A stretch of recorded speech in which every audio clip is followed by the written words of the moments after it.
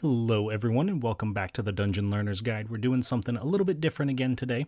You might remember a couple of months ago I did a video showcasing the Abzan Greasefang Pioneer deck that I have, and I've also talked a little bit about my Azoria Spirits deck in the past, but today I kind of wanted to take a little bit of a journey through a deck that I had originally played when a lot of it was in Standard, and then I've slowly been upgrading it for Pioneer. So if you are well known with some of the ways that I like to play Magic, I'm a big fan of aggressive styles. I like to turn things sideways, just dump out a ton of creatures. And so I've always kind of been attracted to goblins for that reason. I think that they are a very fun creature type. I think they're very aggressive. I think they just kind of go wide in ways that other decks and strategies can't really. So I wanted to highlight the Mono-Red Goblins list that I have been playing in Pioneer recently, and talk a little bit about why some of the choices have been made for it, some of the cards I think are good, and also talk a little bit about some upgrades that I would like to make, because I think that the deck could still use a little bit of tweaking, and I think there's some cards that I would like to pick up for it, and I just haven't quite had the chance to do so quite yet. So starting off, we'll start with the lands this time. We've got 17 basic mountains. Of course, they've got to all be mismatched, trying to get as many different lands in there as possible just to kind of irk the opponents because, why not? In terms of the non-basics, we've got a single Castle Embereth. We have a single Crawling Barrens. Castle Embereth just puts a little bit more damage on the field. Crawling Barrens is a great way to survive board wipes. If someone keeps wiping away our creatures, we at least have something as a backup. That is the exact same reason we have 2 Sokenzan Crucible of Defiance and 3 Den of the Bugbear. Those lands are, again, just kind of designed to prevent us from getting blown out by board wipes and make sure that we still have things in play. And Den of the Bugbear is actually really nice for that because it turns into a goblin creature that makes more goblins. So it plays well into some of our synergies that we have. And then in terms of our actual mana curve here, we have 3 different 1-drops. So our first one is Fanatical Firebrand, just the 1 mana 1/1 with haste that can sacrifice itself to do 1 damage. Personally, I don't think that is the best 1-drop in that slot. I believe, this is where my lack of keeping up with spoilers is going to get me. I believe that there was a card in either Outlaws of Thunder Junction or Bloomburrow. Probably not Bloomburrow, because I imagine it's not a goblin. But there's a 1-drop goblin from a recent standard set that I think is better than Firebrand. I just haven't gotten around to upgrading it quite yet. But Firebrand still does do a good job of being that early onboard removal, picking off Llanowar elves and things like that if you're going up against mono green. There's a lot of spirits that have 1 toughness. It's a great way of pinging down planeswalkers if you're facing a control matchup. Our next major 1-drop is Skirk Prospector. And you may notice I have a single Skirk Prospector here in Spanish, the Minero de Skirk. I wound up going to Colombia a few years back to visit my wife's family and picked up some random goblins in Spanish since we were in Colombia. And there's another one in the sideboard too, so we'll get to that one later. But tangent aside, Skirk Prospector is a great way to ramp into some of our bigger goblins because we do have some 5s and 4-drops that we really want to hit.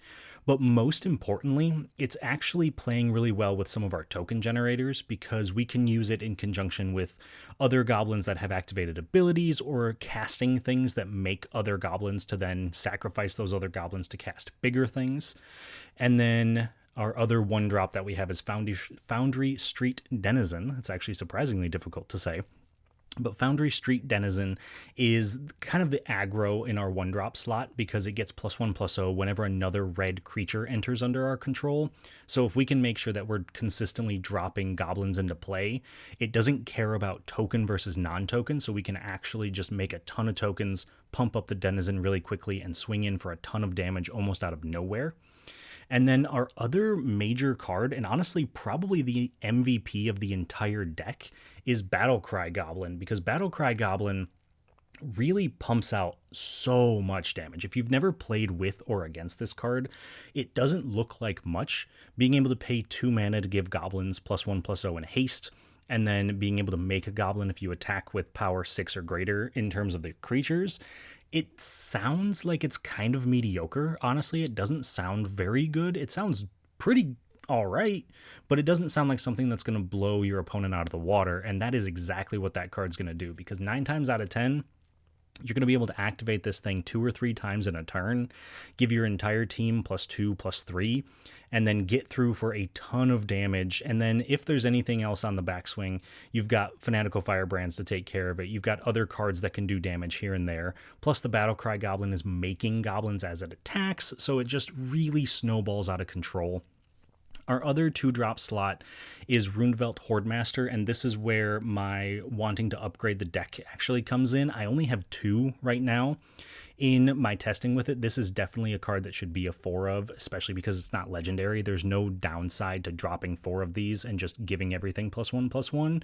But the real draw of this card is the fact that it gives you that card advantage. It's able to get a lot of card advantage from your stuff dying, which is going to happen anyway, and that with the Skirk Prospector is actually a phenomenal way to generate your own card advantage. Just sacrifice a goblin, exile the top card of your library. If it's a goblin, you cast it.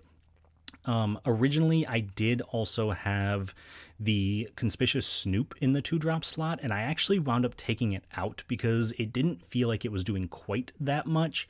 I wouldn't mind putting it in as a 1 or a 2 of, but I would need to figure out what I'm going to cut, because most of the time it just kind of draws removal, which admittedly is not a terrible thing, but it's not quite what we want to be doing.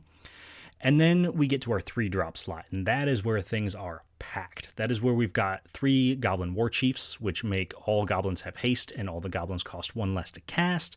We've got the Hobgoblin Bandit Lord, gives other goblins +1/+1, and then can also tap to do damage equal to the number of goblins that entered this turn. So if you have a way to generate a ton of goblins, that can just pop whatever you need it to pop. We have Krenko Tin Street Kingpin. This one is what I actually replaced Conspicuous Snoop with. It's, again, a card that doesn't look like much, and in fact, a lot of times when you're playing it, it doesn't feel like it does much, and then you swing with it for 2 turns, and you've generated like 5 goblins, and there's nothing your opponents can do outside of a board wipe. So it really just allows you to win the game. As crazy as that sounds, if you can get Krenko on board and then start swinging for just a couple of turns, it's almost impossible for you to lose the game from that position, because you're just generating so much advantage. And if you've got that in conjunction with the Battlecry Goblin being able to pump your team as you're making the tokens, and then you have the Skirk Prospector to sacrifice the tokens that can't attack that turn to do even more damage, it just gets really out of hand really quickly. The other 3-drops that we have also generate card advantage, and when I say card advantage in this deck, I typically refer to goblins being put into play. So it's not like cards in your hand, but it's just cards on board that you're not paying for. So Squee, whenever you attack, you make a goblin. Legion Warboss, whenever you attack, you make a goblin. Those are just great ways to keep generating attackers. And then when we move up to our 4-drop, that's where things really get like game-winningly powerful. We've got the Goblin Ringleader, so when it enters, you reveal the top 4 cards of your library, put all goblins into your hand. That is the easiest way we've got to refill our hand, because we're playing 24 lands and most of them are not necessarily going to be super important to our game plan. We're not concerned about putting them on the bottom. We just want goblins. And then we have a 1 of Torbran. This is one, I'm still testing it. I'm not 100% sure if I like Torbran in this deck. It just turns all of our red sources into 2 additional damage. So our 1/1 goblins are now doing 3. And that's a great way to close out the game. But unfortunately, a lot of times it doesn't actually matter, as weird as that is, because for us, we're doing so much damage and have so many goblins that the difference between them doing 1 and 3 is actually kind of negligible, because they're not going to be blocked in an efficient way.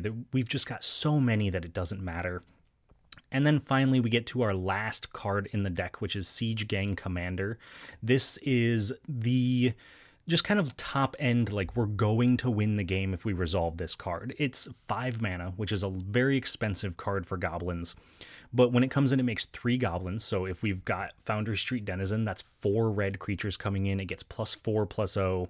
If we've got Goblin War Chief, they've all got haste. If we've got the Skirk Prospector, we can sacrifice all of them for mana. And then we can pay 2 and sacrifice a goblin to do 2 damage to anything. So if we can have Siege Gang plus Skirk Prospector in play, play, the odds of us winning go up dramatically because we're able to just kind of like ping down our opponent's board, maybe even just hit them in the face, get through that final bit of burn damage. But Siege Gang is really important for the deck because everything we're doing is based on attacking except for Siege Gang and the Hobgoblin. And Hobgoblin kind of gets shut down because if we go to make a ton of goblins, someone can just remove it in response.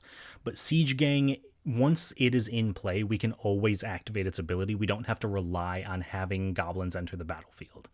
So that is the main board of our Mono-Red Goblins for Pioneer. The sideboard is also still a little bit of a work in progress. Right now, we've got a single Experimental Frenzy. This is, again, a card draw or card advantage engine. Really what we want to use this for is for the Waste Not matchups, being able to cast from the top of our library rather than our hand. When our opponents have, Thought Seized all of our cards away, they've Liliana'd all of our cards away, there's nothing we're going to be able to do to keep cards in our hand anyway, so we might as well just play from the top of our library. We've also got 2 Fable of the Mirror Breaker. Again, just kind of an advantage engine. I have debated on putting this card into the main board instead of the sideboard because it is just that good. Being able to have the goblin generation on the front that generates tokens, the loot effect on the front, and then the copy effect on the back is incredibly powerful as the game goes on. Goblin Chain Whirler is in here for the creature matchups, and it's also kind of interesting because it does ping down planeswalkers, and that's not relevant most of the time, but some planeswalkers, specifically Narset is the one that comes to mind the most when it's brought in for control, are cards that can be activated twice to tick down and then will remain on the battlefield. So if you can just ping them even once with something like a Chain Whirler, then they're not on the battlefield anymore. So we've got 3 of those, including our second Spanish card. I'm not going to attempt to pronounce it because I imagine I'll do it poorly, but let me know if you know the correct pronunciation. My Spanish is very weak, unfortunately. I wish it were better. Moving to our next piece, we have 2 Goblin Trash Masters. These are for the artifact matchups, being able to get rid of things like blood tokens, being able to get rid of anything that might be enchanted. So the Scissors matchup, if someone is playing, I don't actually remember the real name of the card, I just know that it's the Scissors matchup. Turning their artifacts into 5/5s, we can just kind of blow them up, get them out of there. We have Rending Volley. This is our control matchup card. We want to bring it in. It can't be countered, and it deals 4 damage to a white or blue creature, so it clears out anything that might get in the way. Spirits is another great matchup for this card. And then we have Roast, just as a way to deal with any large creatures that get in the way. Most of the time that does happen to be Sheoldred. Sheoldred has that magical 5 toughness. Roast doing 5 damage to a creature without flying means we can get rid of Sheoldred because Sheoldred is kind of game winning for our opponents. If our opponent starts gaining life, there's not much we're going to be able to do. And then we also have Roiling Vortex for any life gain matchups. Those aren't super common, but it's also a great card to bring in for Lotus Field because they're going to be casting a lot of spells for free. And if you can start doming them for 5 every time they cast a spell from Exile or for free, then that's going to win the game pretty quick. And then last but not least, we've got 3 unlicensed hearses because graveyards are always a problem. It's always important to clear out graveyards, whether you're playing against Greasefang, or Is It Phoenix, things like that. So being able to clear out anything that we don't want in the graveyard, Unlicensed Hearse is going to do it. Plus, it's just an aggro card too. Once we've got it big enough, we can start swinging. So anyway, that is the Pioneer Mono-Red Goblins deck. Please let me know down in the comments if there's anything that you would like to see in the future. I would love to try to play some games with these decks to kind of show you guys how they work. But I also, in terms of decks I haven't talked about, it's been a while since we've done the Azorius Spirit deck tech, so if you want to see that, I can show you some of the updates. I've still got that around. I've also got a 5-color cycling deck that wants to win with New Perspectives and either Approach of the Second Sun or Jace Wielder of Mysteries, if you want to see that. And then I also have a budget mono black deck that tends to be the one I loan out to people because I don't want to spring for the Nykthos in the deck, so it's only got 1 copy of Nykthos, so it's not as good as it should be. But I'm happy to show off any Pioneer decks. If you guys are interested in this kind of stuff, please do let me know. And if you want to see other Commander decks that I have as well, I'm happy to do those or anything else. I'll put a link in the description to my Moxfield page. That is where I have all of my personal decks listed up. So if you guys want to look through that and you see any decks that you're like, oh, I would love to see a deck tech on this, let me know. I would be happy to do it. I'm still looking for ideas. I would love to start posting videos twice a week instead of once, but obviously the Commanders Guild series takes a lot of time and effort, so I can't do that twice a week, but something shorter, smaller like this, I could definitely do. So let me know what you want to see. Please do like the video if you want to see more, but other than that, I hope you did enjoy it. I always love talking about some of my personal decks. So once again, thank you so much, and I will see you all on the other side of the Dungeon Learner's Guide.